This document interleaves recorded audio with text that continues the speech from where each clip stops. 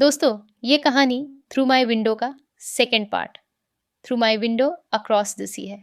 अगर आपने इस मूवी का पहला पार्ट अभी तक नहीं देखा तो लिंक डिस्क्रिप्शन में है, ज़रूर जाकर देखें। तो कहानी शुरू करते हैं। मूवी की शुरुआत में हम देखते हैं कि अपनी मेडिकल की पढ़ाई के लिए स्कॉटहोम आ जाता है, जबकि राकेल अपने होम टाउन बार्सिलोना में ही अपनी ग्रेजुएशन पूरी करने लगती है।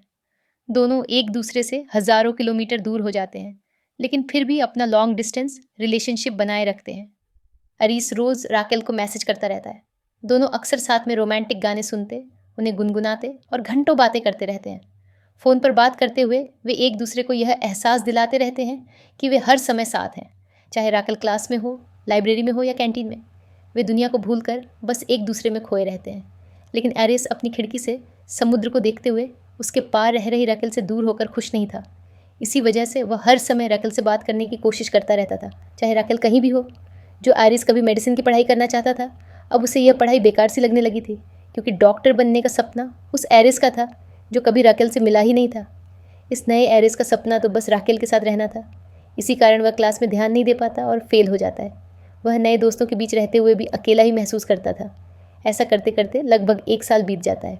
परेशान होकर एक दिन एरिस राकेल के लिए एक वॉइस नोट रिकॉर्ड करता है, जिसमें वह कहता है, मुझे नहीं पता मैं यहाँ क्यों आया हूँ, मुझे बस तुमसे मिलना है, तुम्हारी बहुत याद आती है। लेकिन वह उस नोट को भेज नहीं पाता।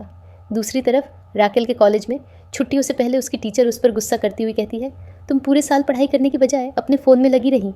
लेकिन साथ ही उसे राकेल का नॉवेल थ्रू माई विंडो बहुत पसंद आता है।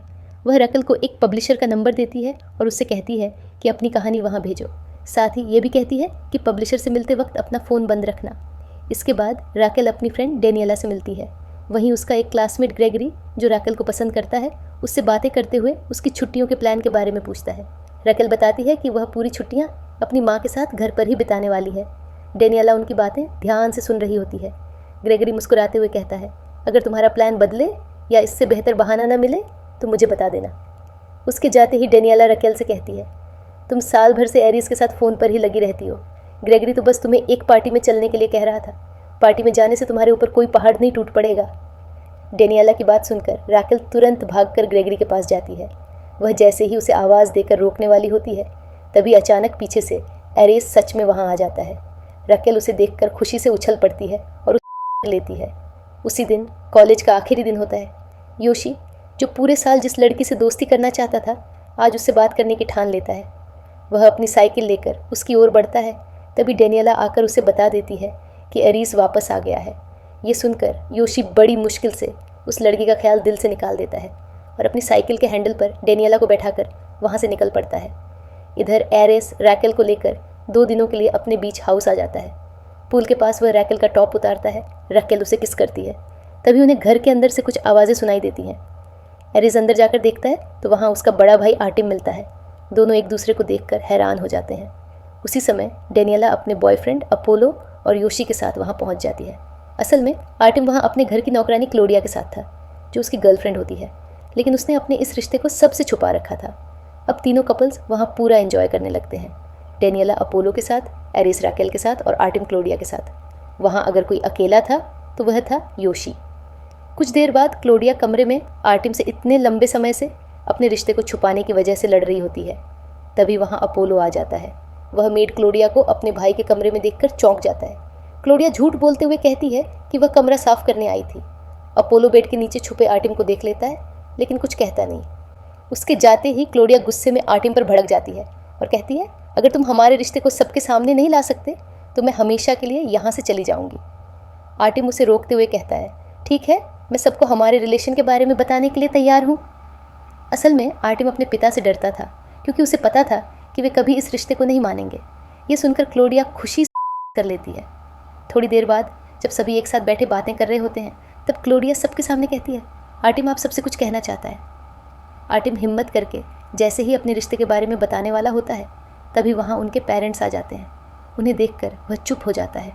उसके पिता क्लोडिया को देखकर कहते हैं, सबके लिए ड्रिंक्स बना कर ले आओ। क्लोडिया चुपचाप ड्रिंक्स बनाने चली जाती है और आर्टिम चाहकर भी कुछ नहीं कह पाता। रात को राकेल पब्लिशर को अपना नॉवेल मेल करने की कोशिश करती है, लेकिन घबराहट की वजह से वह ऐसा नहीं कर पाती। तभी वहीं खड़ा योशी उसे मैसेज करता है, तुम्हें ये मेल ज़रूर भेज देना चाहिए, क्योंकि जिस दिन तुमने मुझे अपनी कहानी भेजी थी मैंने उसी दिन उसे पढ़ लिया था और वह सच में बहुत अच्छी है। ये कहकर वह वहाँ से चला जाता है। रैकेल उसे जवाब देते हुए लिखती है, अरे इसने भी अभी तक इसे पढ़ा नहीं है।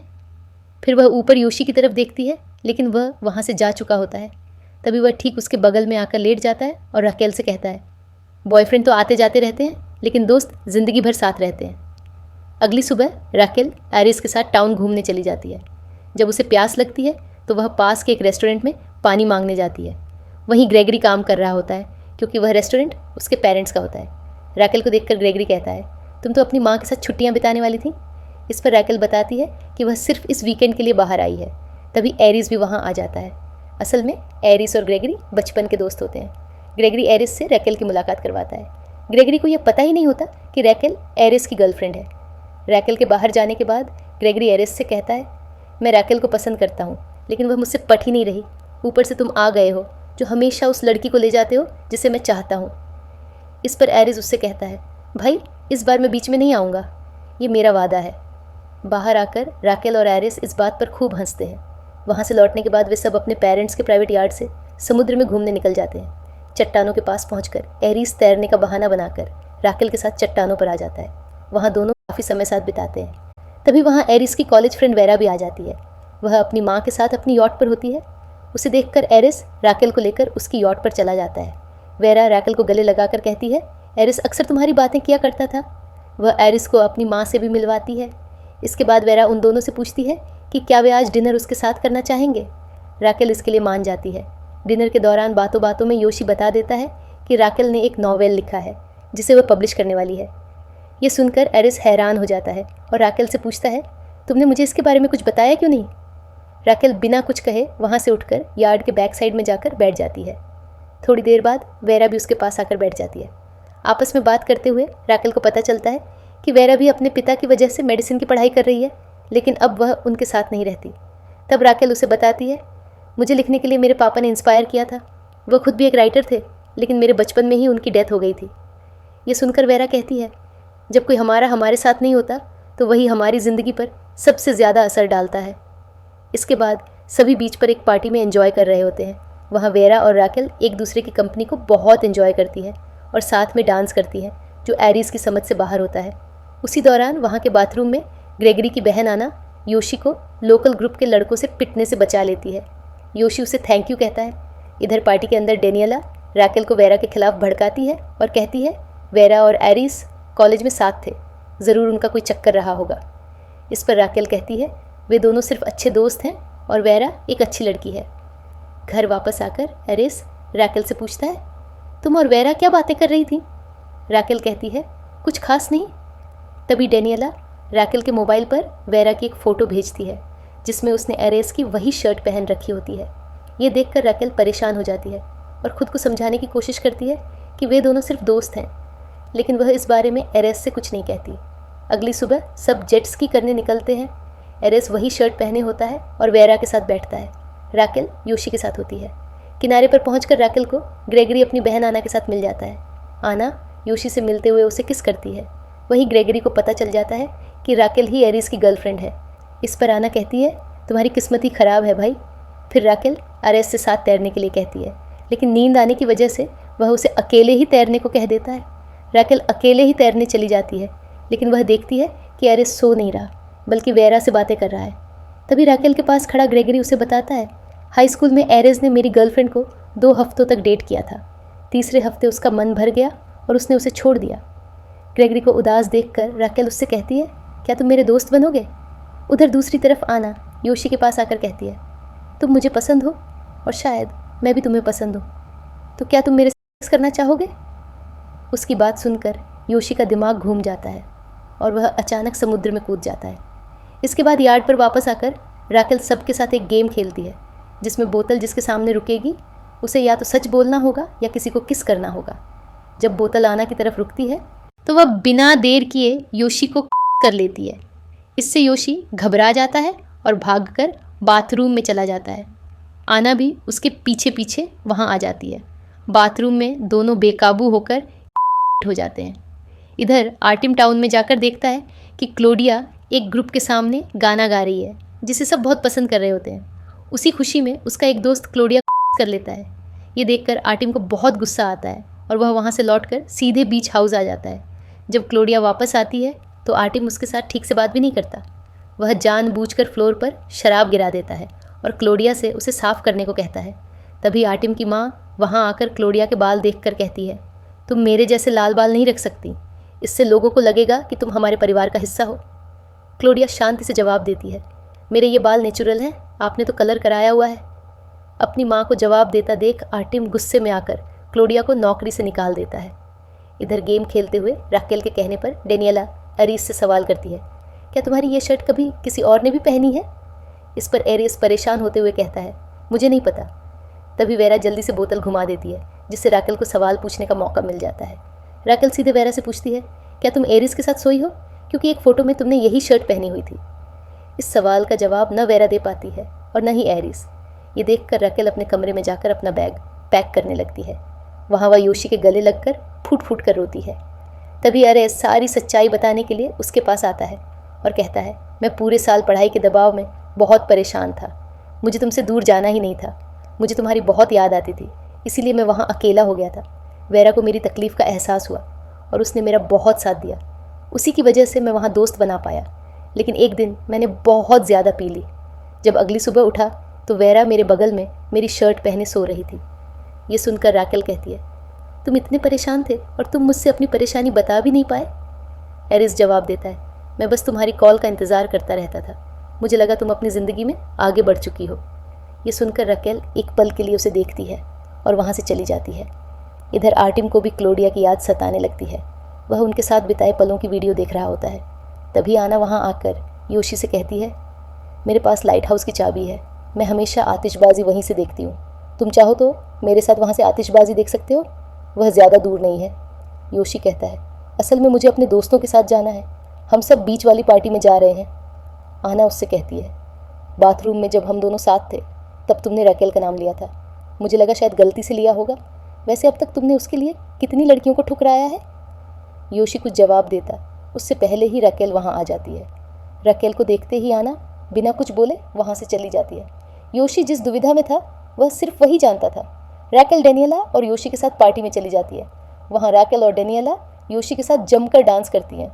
राकेल के साथ होने की वजह से योशी पहली बार दिल खोलकर एंजॉय करता है। तभी अपोलो आर्टिम को लेकर पार्टी में आ जाता है। अपोलो तो डेनियला के पास चला जाता है, लेकिन आर्टिम को वही लड़का मिल जाता है जिसने क्लोडिया को किस किया था। आर्टिम को पता चलता है कि उसकी एक पत्नी है जो प्रेग्नेंट है और वही क्लोडिया की क्लासमेट भी थी। ये सब जानकर आर्टिम का भ्रम टूट जाता है। वह तुरंत क्लोडिया से माफ़ी मांगने के लिए उसके घर पहुंचता है। क्लोडिया उसकी बेइज्जती का बदला लेने के लिए फ्लोर पर दूध गिरा देती है और आर्टिम से उसे साफ़ करवाती है, जैसे उसने उससे शराब साफ़ करवाई थी। इसके बाद वह आर्टिम को यह कहकर घर से निकाल देती है, मैं तुमसे बेहतर डिज़र्व करती हूँ। इधर अपोलो डेनियला की फैंटेसी पूरी करने के लिए उसे तीसरे पार्टनर को ढूंढने को कहता है। वहाँ उन्हें वेरा का नौकर मिल जाता है, जिसके साथ वे दोनों करते हैं। इधर बीच हाउस में वेरा एरिस के पास आती है और उसे सच बता देती है कि उस रात उनके बीच कुछ भी नहीं हुआ था। ये सुनकर एरिस अपने गिल्ट से बाहर आ जाता है। उधर राकेल योशी को छोड़कर ग्रेगरी के साथ चली जाती है। अब योशी अकेला रह जाता है। वह लाइट हाउस की तरफ देखता है और समझ जाता है कि उसे राकेल नहीं बल्कि आना के पास होना चाहिए था। वह उन लड़कों की बाइक की चाबी चुरा लेता है जो उसे बाथरूम में मारने वाले थे। दूसरी तरफ वेरा, अनपो और इधर राकेल और ग्रेगरी इतने करीब आ जाते हैं कि वे एक दूसरे को करने वाले होते हैं, लेकिन दोनों ही रुक जाते हैं। उधर योशी जैसे ही बाइक चुराकर लाइट हाउस की ओर निकलता है, उससे गलती से वहाँ खड़ी सारी बाइक्स गिर जाती हैं। आवाज़ सुनकर उन लड़कों को पता चल जाता है कि कोई उनकी बाइक चुरा रहा है। वे सब योशी को पकड़ने के लिए दौड़ पड़ते हैं। योशी बाइक लेकर निकल जाता है, लेकिन उसी दौरान एक ट्रक बिजली के खंभे से टकरा जाता है, जिससे पूरे टाउन की लाइट चली जाती है। लड़के अपनी बाइकों से योशी का पीछा करने लगते हैं। योशी किसी भी हालत में आना के पास लाइट हाउस पहुँचना चाहता था, लेकिन लाइट हाउस के पास पहुँचते ही उसका एक्सीडेंट हो जाता है और वह बाइक के साथ पहाड़ी से नीचे गिर जाता है। एरिस अपने बीच हाउस से किसी को पहाड़ी से गिरते हुए देख लेता है और तुरंत जेट स्की लेकर उसकी तरफ बढ़ता है। वहाँ पहुँचकर वह योशी को देखकर घबरा जाता है और उसे बचाने की पूरी कोशिश करता है। तभी ऊपर पहाड़ी पर सभी लोग पहुँच जाते हैं। आना भी आ जाती है, लेकिन जब तक राकेल नीचे उतरकर वहाँ पहुँचती है तब तक योशी की मौत हो चुकी होती है। अगले दिन योशी के फ्यूनरल में डेनियला और राकेल बुरी तरह रो रही होती है। राकेल योशी को काले सूट में देखकर भड़क जाती है क्योंकि योशी को कभी भी काला रंग पसंद नहीं था। उसने अपनी ज़िंदगी में कभी काले कपड़े पहने ही नहीं थे। ये देखकर एरिस राकेल को वहाँ से बाहर ले आता है।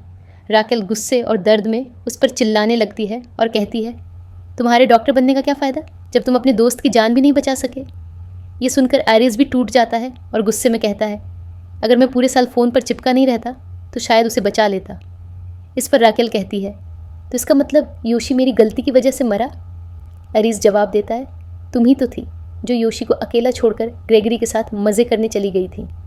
ये सुनते ही राकेल बिना कुछ कहे अंदर लौट जाती है और गहरे दुख और दर्द के साथ योशी के लिए अपनी आखिरी स्पीच देती है। वह कहती है, योशी ने मुझसे कहा था कि बॉयफ्रेंड्स तो आते जाते रहते हैं लेकिन दोस्त हमेशा साथ रहते हैं, इसीलिए मुझे लगा था कि तुम हमेशा मेरे साथ रहोगे। फिर वह एरिस की तरफ देखकर कहती है, इसी भरोसे मैं बेफिक्र होकर गलत लोगों के साथ वक्त बिताती रही। वो लोग कभी मेरे अपने नहीं थे। इतना सुनकर एरिस वहाँ से चला जाता है। इसके बाद राकेल रोते हुए आगे कहती है, तुम मुझसे कहा करते थे कि हम हमेशा साथ रहेंगे। शायद तुम्हारा मतलब यह था कि मैं तुम्हें कभी भूल नहीं पाऊंगी। उसी समय आर्टिम क्लोडिया से हमेशा उसका साथ निभाने का वादा करते हुए उसका हाथ पकड़ लेता है। ये सब आर्टिम का पिता देख लेता है। जब योशी की बॉडी को जलाया जा रहा होता है और सब वहाँ से चले जाते हैं, तब वहाँ सिर्फ राकेल और आना बचती है। राकेल आना की उंगली में योशी की अंगूठी देखकर उससे कहती है, चलो बाहर चलते हैं। लेकिन आना गुस्से और नफरत से उसकी तरफ देखती है, क्योंकि वह योशी की मौत का जिम्मेदार राकेल को ही मान रही होती है। वह वहाँ से नहीं जाती और राकेल अकेली ही बाहर निकल जाती है। इसके बाद एरिस अपनी पढ़ाई पूरी करने के लिए वापस स्कॉट होम लौट आता है। सबसे पहले वह वही शर्ट निकाल कर फेंक देता है जिसकी वजह से इतना बवाल खड़ा हुआ था। इस बार उसका इरादा पूरी तरह पढ़ाई पर ध्यान देने का होता है। वह राकेल को एक मैसेज लिखकर उससे माफ़ी मांगता है, लेकिन उसे भेज नहीं पाता। वेरा भी उसे मैसेज करके पूछती है कि क्या वह स्कॉट होम पहुँच गया है, लेकिन एरिस उसे भी कोई जवाब नहीं देता। इधर राकेल के पास एक मेल का नोटिफिकेशन आता है। वह लैपटॉप खोलकर मेल पढ़ती है और उसे पता चलता है कि यह मेल पब्लिशर की तरफ से है। पब्लिशर को राकेल का नॉवेल बहुत पसंद आ गया था और वे उसे पब्लिश करना चाहते थे। असल में योशी ने ही राकेल का एजेंट बनकर बिना उसे बताए वह नॉवेल पब्लिशर को भेज दिया था।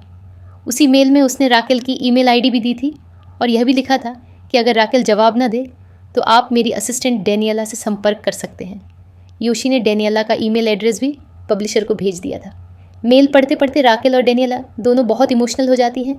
योशी ने मरने के बाद भी अपनी सच्ची दोस्ती निभाई थी। तभी राकेल की माँ आकर बताती है कि ग्रेगरी उससे मिलने आया है। राकेल कहती है, आप उससे कह दीजिए, मैं बाद में बात कर लूँगी। इसके बाद वह अपनी खिड़की बंद कर देती है। ये इस बात का इशारा होता है कि उसने अब प्यार के लिए अपने दरवाजे बंद कर दिए हैं। जिस खिड़की से मोहब्बत शुरू हुई थी, उसी खिड़की के बंद होने के साथ वह कहानी भी ख़त्म हो जाती है। अगले पार्ट में शायद राकेल पूरी तरह से एरिस से अलग हो जाएगी, लेकिन वह ऐसा कर नहीं पाएगी। और इसी के साथ यह कहानी अपने अगले part through my window looking at you के लिए टू बी कंटिन्यू हो जाती है।